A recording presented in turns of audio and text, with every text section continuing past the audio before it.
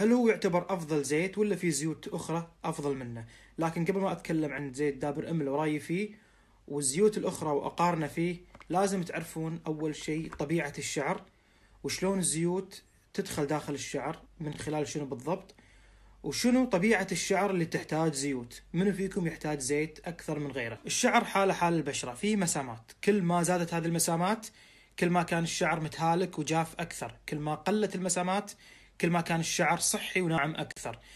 احنا كأطباء جلدية نعرف من خلال التريكوسكوبي المكبر، اما بالنسبة للناس، شخص او وحدة تبي تعرف ان شعرها ايش كثر فيه مسامات ايش كثر متهالك، في طريقة من خلال وضع الزيت على الشعر.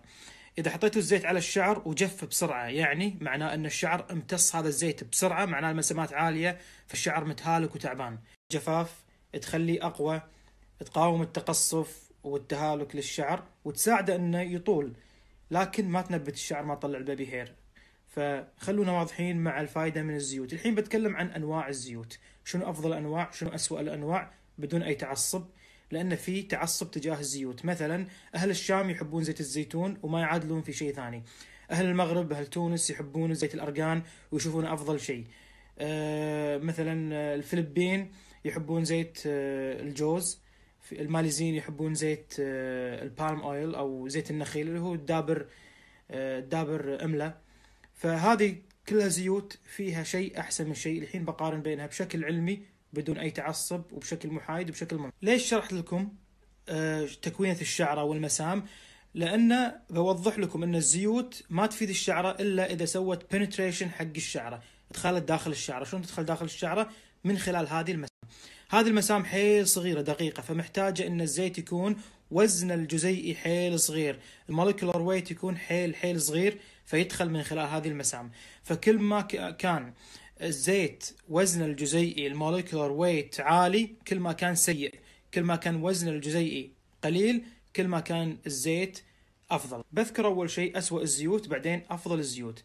أسوأ الزيوت على الإطلاق هو زيت الزيتون، لأن وزن الجزيئي حيل عالي، فحجمه حيل عالي، فما يدخل من خلال المسامات. ممتاز جدا للشرب، مفيد حيل، لكن وضعه على الشعر يعتبر سيء وفي أفضل منه بآلاف المرات.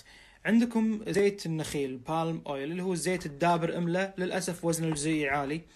هذه الزيوت لو حطيتوها في غلاس مدة شهر تجون بعد شهر ما راح تطاير ولا راح تتبخر، لأنها ثقيلة حيل. فرق لما تجيبون زيت جيد مثل زيت الأرغان وزن الجزيئي قليل، تجون بعد تمتص هذا الزيت بسرعة، معناه المسامات عالية فالشعر متهالك وتعبان.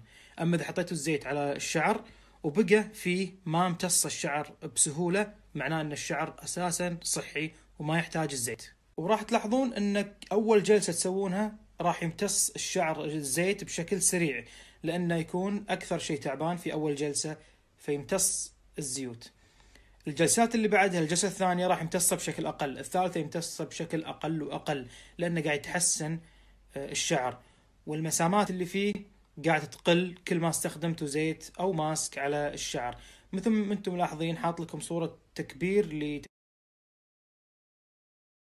لما تكون تعبانة تلاحظون أن عالية المسامات وتكون خشنة، فيكون الشعر خشن. كل ما عالجتوا تقل المسامات ويصير الشعر أنعم مثل ما أنتم شايفين بالصورة. مرة ثانية الهدف من الزيوت أن ترطب الشعر، تقاوم الجفاف، تخليه أقوى مثل زيت الأرغان، وزن الجزيئي قليل. تجون بعد شهر تلاقون نص الجلاس رايح يتبخر، لأن وزن الجزيئي حيل صغير فيتطاير أكثر من زيت دابر أملة أو زيت الزيتون. بالنسبة لأفضل الزيوت اللي وزنها الجزيئي حيل قليل تدخل بالمسامات الشعرة وتعالجها بسهولة، مثل سويت آمند أويل زيت اللوز الحلو. مثال آخر زيت الأرغان. زيت الأرغان يعتبر أفضل زيت على الإطلاق. كل الكتب طب الأعشاب اللي قريتها واللي تكلمت عن الزيوت دائما يصنفون زيت الأرغان كأفضل زيت، وكل الارتكلز اللي قريتهم زيت الأرغان أفضل زيت. طبعا هو ما يصنع فقط في المغرب، يصنع أيضا في تونس، يصنع في أسبانيا بعض دول أوروبا، فهو يسمونه زيت الأرغان المغربي، لكن هو يصنع في دول كثيرة. في طبعا زيوت أخرى مثل زيت السمسم أو زيت الحشيش أو غيره.